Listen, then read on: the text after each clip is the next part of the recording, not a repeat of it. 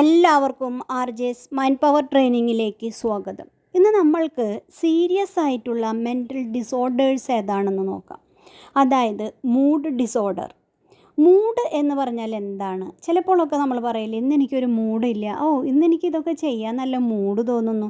ചിലപ്പോൾ തോന്നും ഇന്ന് ഭയങ്കര മൂഡാണല്ലോ, ഓവറായി പോയല്ലോ. നമ്മൾ ചില വ്യക്തികളെ നോക്കുമ്പോൾ നമ്മൾക്ക് തോന്നുന്നത് എന്താണ് ഇത്രയ്ക്കും ഇങ്ങനെ ഒരു ഉന്മാദാവസ്ഥയിൽ എന്താണ് ഇരിക്കുന്നത്, അങ്ങനെ തോന്നും. ചില ആളുകൾക്ക് ചില സമയത്ത് നല്ല മൂഡുണ്ടാവും, കുറച്ച് നേരം കഴിഞ്ഞാൽ അവരുടെ മൂഡെല്ലാം മാറും. ചിലപ്പോൾ നല്ല സന്തോഷത്തിലായിരിക്കും, കുറച്ച് നേരം കഴിഞ്ഞിട്ടുണ്ടെങ്കിൽ അവർ ആകെ സങ്കടമായിട്ടുള്ളൊരവസ്ഥയിലേക്ക് അങ്ങനെ മൂഡ് സ്വിങ് അനുഭവപ്പെടുന്നത് കാണാറുണ്ട്.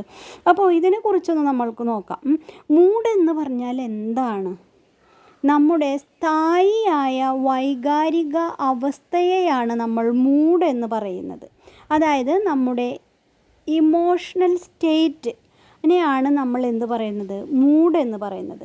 ചിലപ്പോൾ മൂഡ് ലോ ആകും, അല്ലെങ്കിൽ ഹൈ ആകും. ലോയും ഹൈയുമായി ഇങ്ങനെ മാറിക്കൊണ്ടിരിക്കുകയും ചെയ്യും. മൂഡ് ലോ ആകുന്ന അവസ്ഥയെയാണ് നമ്മൾ ഡിപ്രഷൻ എന്ന് പറയുന്നത്. മൂഡ് ഹൈ ആകുന്ന അവസ്ഥയെയാണ് നമ്മൾ മാനിയ എന്ന് പറയുന്നത്. ഇത് രണ്ടും മാറി വരുന്ന അവസ്ഥയെയാണ് നമ്മൾ ബൈപോളാർ എഫക്റ്റീവ് ഡിസോർഡർ എന്ന് പറയുന്നത്. ഇനി നമ്മൾക്ക് മൂഡ് ഡിസോർഡറിൻ്റെ സിംറ്റംസ് നോക്കാം. ആദ്യമായിട്ട് നമ്മൾക്ക് ഡിപ്രഷൻ്റെ സിംറ്റംസ് എന്തെല്ലാമാണെന്ന് നോക്കാം. അതിനുവേണ്ടി ഉപയോഗിക്കുന്ന ഒരു വേർഡാണ് SIGCAP എന്ന് പറയുന്നത്. SIGECAPS.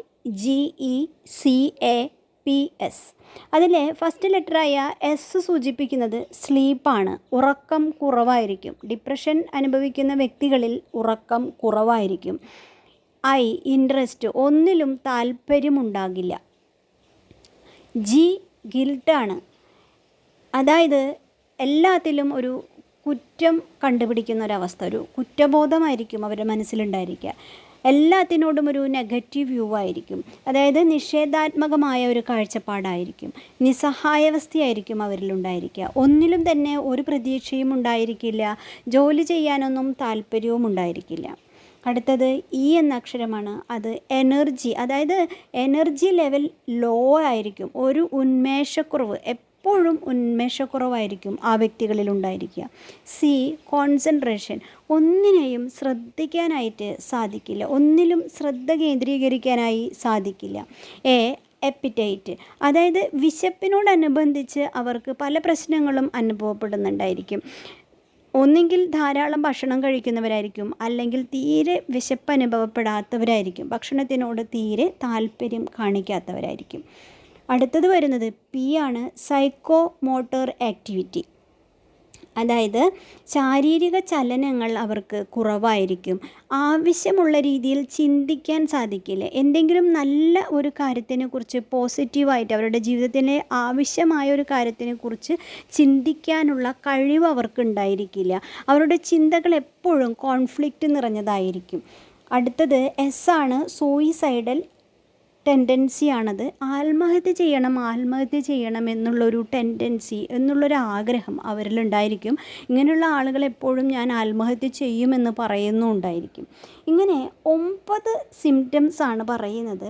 ഇങ്ങനെ 2 ആഴ്ചയായിട്ട് ഒരു വ്യക്തിയിലെ ഈ മേൽപ്പറഞ്ഞ കാര്യങ്ങളിൽ 5 എണ്ണം ഉണ്ടെങ്കിൽ അവർക്ക് സിവിയർ ആയിട്ടുള്ള ഡിപ്രഷൻ ഉണ്ട് എന്നതിൻ്റെ ലക്ഷണമാണ്.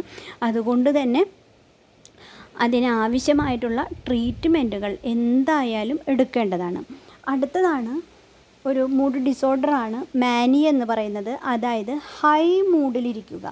അവർക്കെപ്പോഴും വലിയ സന്തോഷമായിരിക്കും, ഭയങ്കര ഒരു ഉന്മാദത്തിലായിരിക്കും. ആവശ്യത്തിനും അനാവശ്യത്തിനുമൊക്കെ കൂടുതൽ വളരെയധികം സംസാരിച്ചു കൊണ്ടേയിരിക്കും. പിന്നെയോ എല്ലാ കാര്യങ്ങളും ചെയ്യാനായിട്ട് ഭയങ്കരമായ ഇൻട്രസ്റ്റ്. അങ്ങനെ ഒരു ഇൻട്രസ്റ്റ് കാണിക്കേണ്ടതായിട്ടുള്ള ആവശ്യമില്ല, പക്ഷെ വല്ലാത്തൊരു ഇൻട്രസ്റ്റ് കാണിക്കുക എല്ലാ കാര്യങ്ങളും ചെയ്യാനായിട്ട്. ഇതിനെയാണ് നമ്മൾ മാനിയ എന്ന് പറയുന്നത്. അടുത്ത ഡിസോർഡറാണ് ബൈപോളാർ എഫക്റ്റീവ് ഡിസോർഡർ എന്ന് പറയുന്നത്. അതായത് അത് സിവിയർ ആയിട്ടുള്ള മൂഡ് സ്വിങ്സ് ആണ്. ചിലപ്പോൾ അവർ ഡിപ്രഷനിലായി പോകും, ചിലപ്പോൾ അവർ മാനിയയിലായിരിക്കും ഉണ്ടായിരിക്കുക. അതായത് മൂഡിനെ സ്റ്റെബിലിറ്റി ഉണ്ടായിരിക്കില്ല, മൂഡ് സ്റ്റെബിലൈസ് ചെയ്യാനായിട്ട് സാധിക്കുന്നില്ല. അപ്പോൾ അതിന് വേണ്ടിയിട്ട് നമ്മൾ എന്ത് ചെയ്യേണ്ടതായിട്ട് വരും? മൂഡ് സ്റ്റെബിലൈസിങ് മെഡിസിനായി കൊടുക്കേണ്ടതായിട്ട് വരും.